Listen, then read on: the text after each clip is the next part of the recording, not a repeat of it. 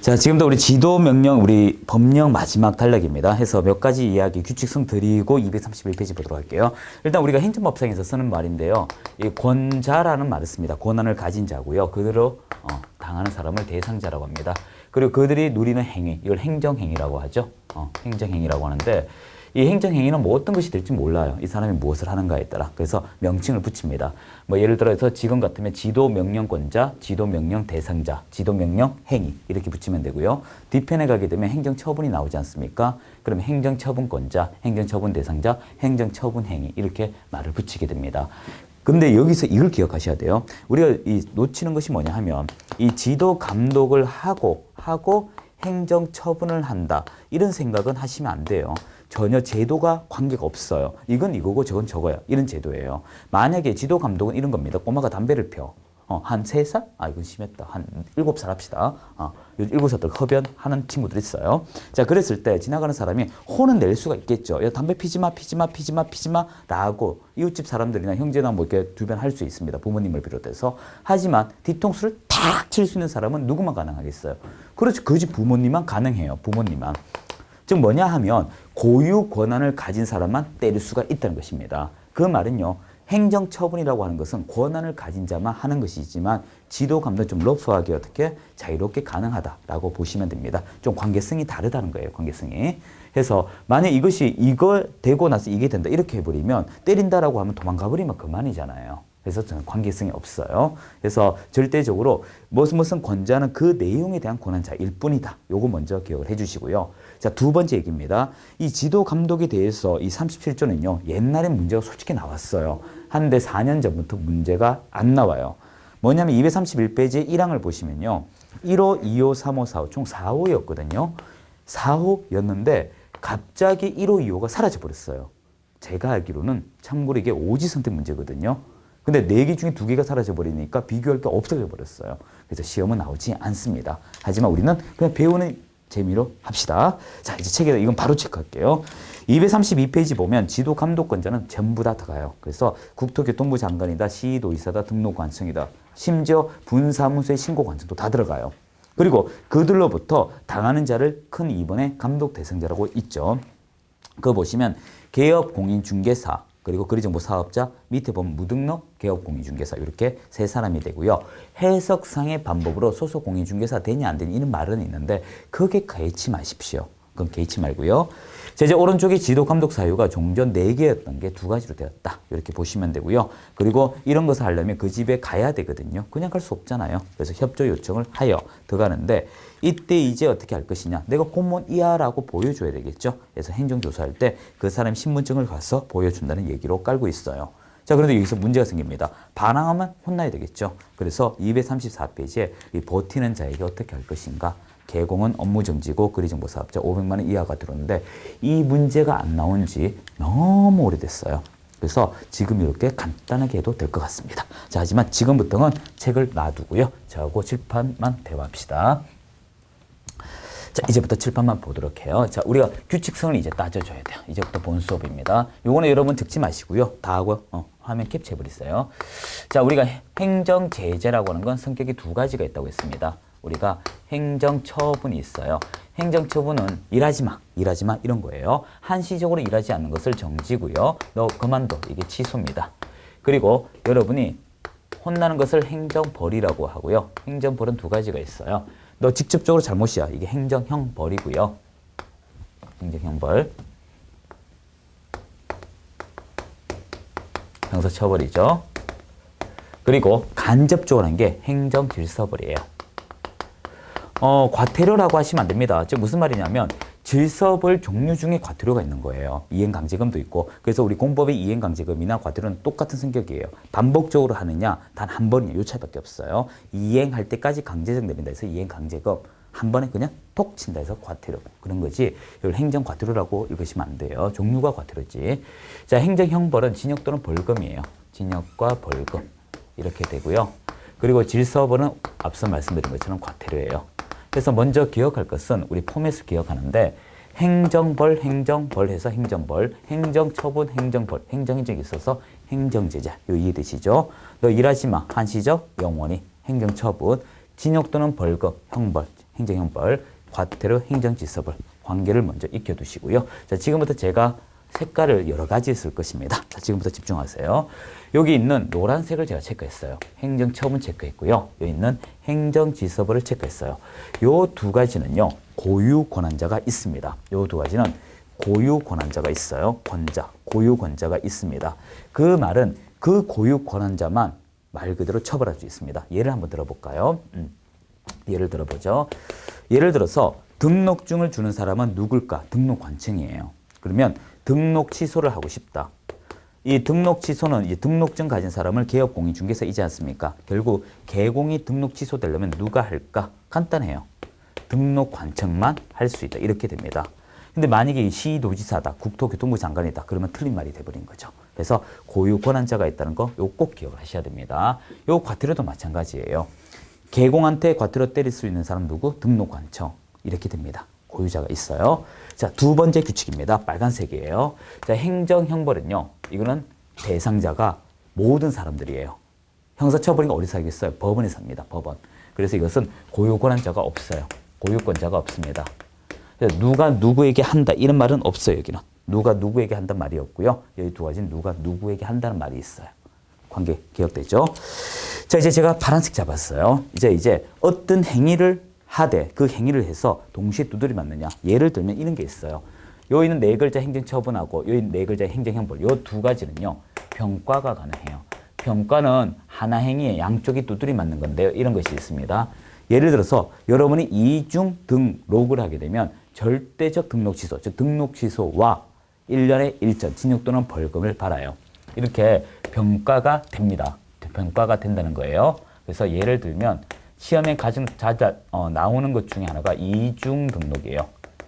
그래서 이중 등록이 되면 어떻게? 동시에 되는 겁니다.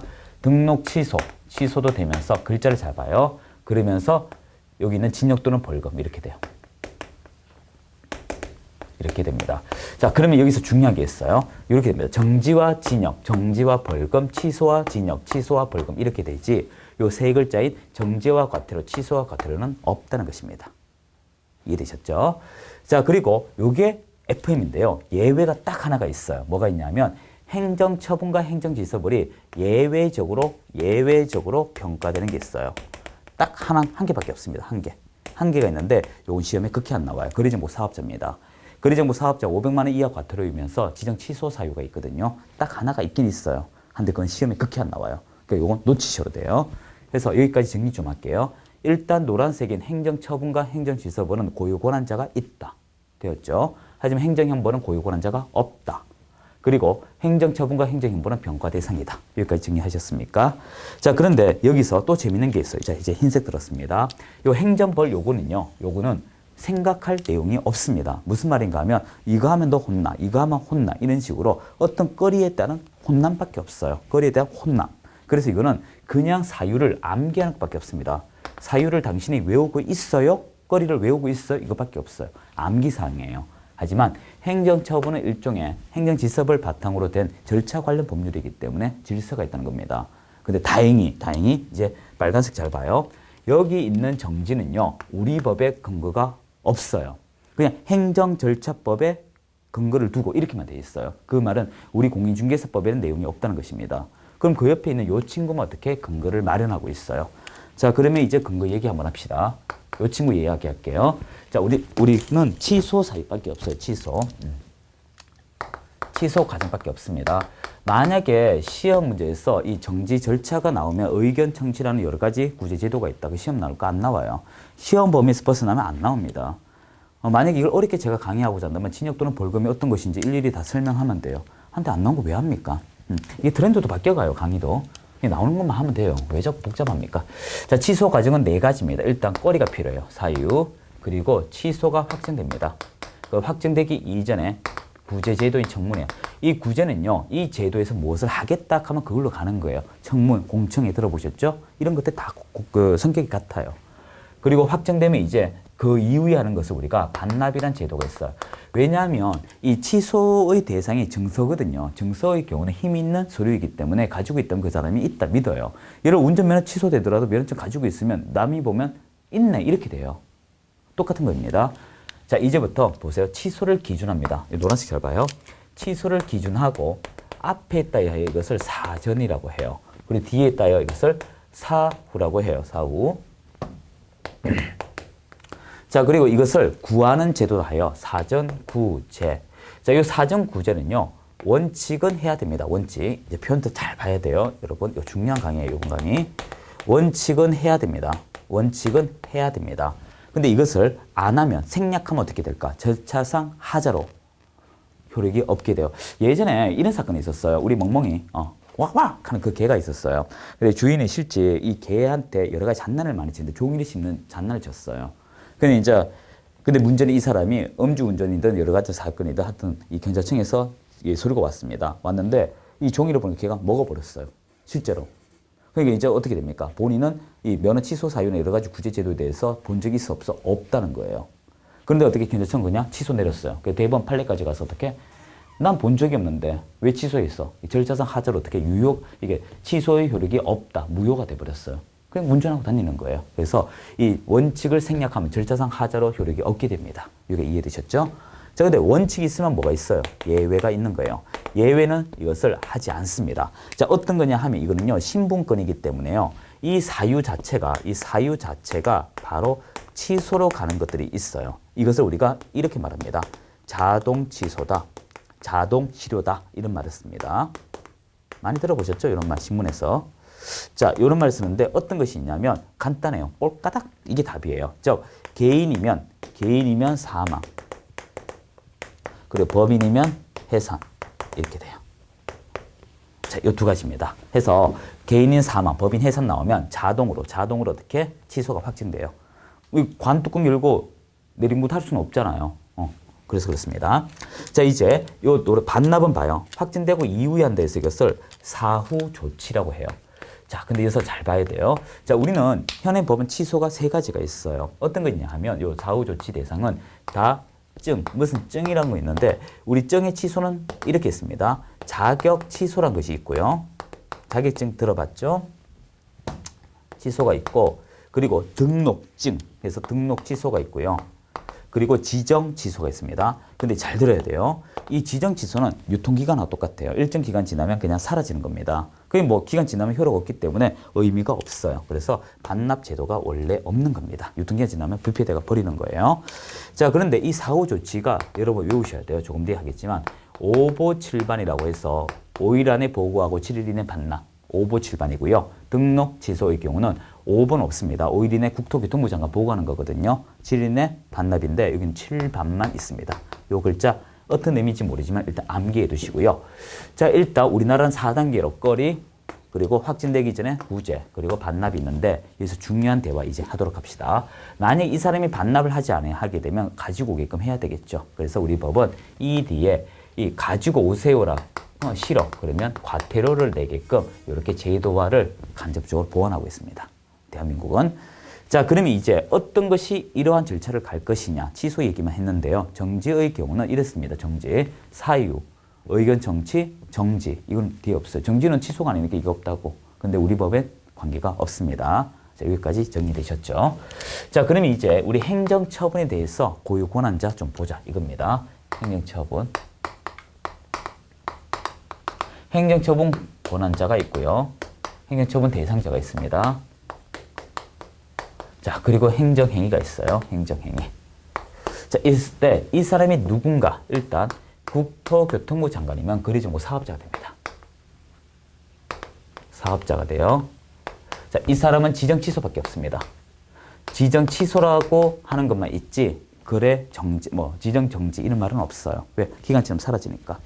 자, 그리고 시도지사가 있습니다. 시도지사가 있는데 이때는 자격증을 갖춘 시도라 하여 자시도라고 외우는 게 좋아요. 자시도 꼭 기억하세요. 자, 그리고 이 자격증 갖춘 시도지사의 경우는 공인중개사를 대상으로 합니다. 공인중개사 자격증. 한데 자격증을 갖추고 취업할 수도 있지 않습니까? 그 사람 우리는 소속 공인중개사라고 얘기합니다. 그래서 소속 공인중개사 이렇게 돼요. 자, 이때 공인중개사의 경우는 자격 정지가 돼요. 되고요. 자격 취소죠. 자격 취소. 그리고 소속 공인중개사는 일하는 중이기 때문에 자격정지의 대상이 됩니다. 자, 근데 여기서 이거 한번 보세요. 소속 공인중개사 소속되면 공인중개사잖아요. 결과 이 사람도 자기 취소 대상이다. 가진 만큼 뺏긴다 이 말이에요. 나는 일을 하지 않기 때문에 요것만 되지만 이 사람은 일을 하니까 정지 또는 취소 둘 다 될 수가 있다. 이렇게 되는 거예요. 됐죠? 자, 그리고 등록증은 등록관청이 나와야 합니다. 등록관청.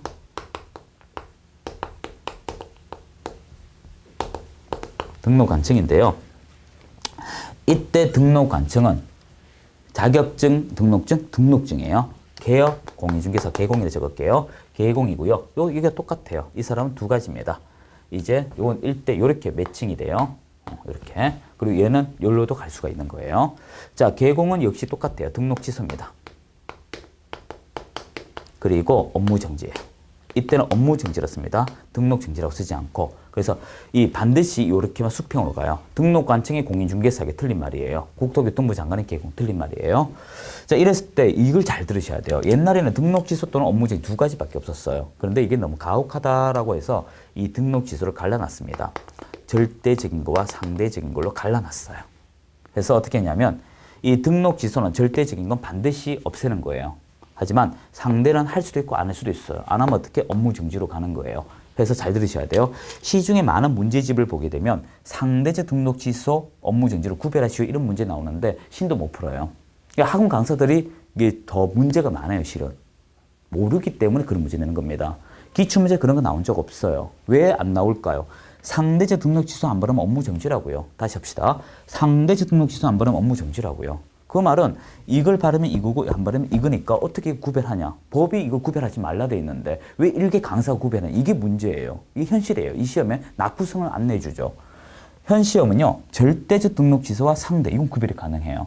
절대적 등록 취소와 업무 정지 이건 구별이 가능해요. 그래서 이렇게 구별하거나 이렇게 구별밖에 하지 않습니다. 자, 그런데 이제부터 제가 노란색 박스를 두 가지 칠 거예요. 잘 들어봐요. 요 자격 취소와 요 절대적 등록 취소, 절대 등록 이렇게 읽어요. 요 두 가지는 반드시 다른 말로 기속, 반드시 한다는 기속입니다. 그리고 또 말로 절대적으로 요런 말을 써요. 요런 말을 씁니다.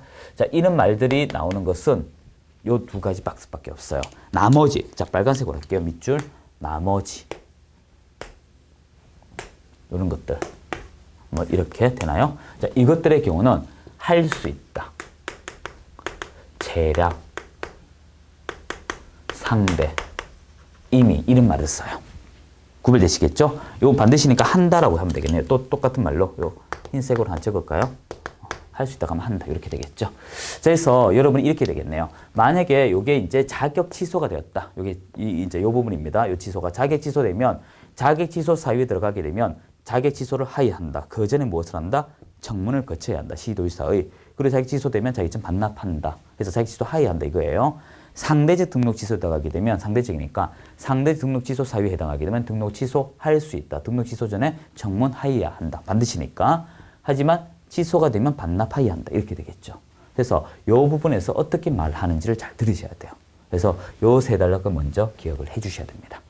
가능하시겠어요? 그래서 요 세 단락을 알고 모르고 차이가 상당히 중요해요. 자, 왼쪽 이제 좀 지울게요. 아직 남았어요. 공부 들어가기 전에. 이거는 100% 외우는 거기 때문에 할 필요가 없어요. 암기 잘한다 해서 그 사람 공부 잘한다 하는 것은 뭐 몇몇 나라 안 됩니다. 진짜 황당한 이야기죠. 자, 우리 시험은 그런 시험이 아닌데 암기상 문제죠. 자, 우리 저 얘기 좀 합시다. 이제 행정권한 대상자 얘기 좀 할게요. 대상자. 자, 우리 대상자인데요. 여러분이 무엇을 받는가에 따라 대상자는 달라져요. 자, 이제 행정처분이 있습니다. 행정처분은요. 이 대상자가 일단 국토교통부 장관을 대상으로 하는 거리정보 사업자. 그리고 두 번째, 소공을 포함한 공인중개사. 그리고 개업 공인중개사 개공 적을까요? 이렇게 되고요. 자, 그리고 행정 질서벌을 먼저 할게요. 과태료입니다. 자, 이건 일단 행정처분 다 더하고요. 행정처분 대상자 다 더하고요. 더하기 협회가 와요. 협회. 500만 원짜리 협회가 오고요. 그리고 부동산 거래 신고 대상자가 옵니다.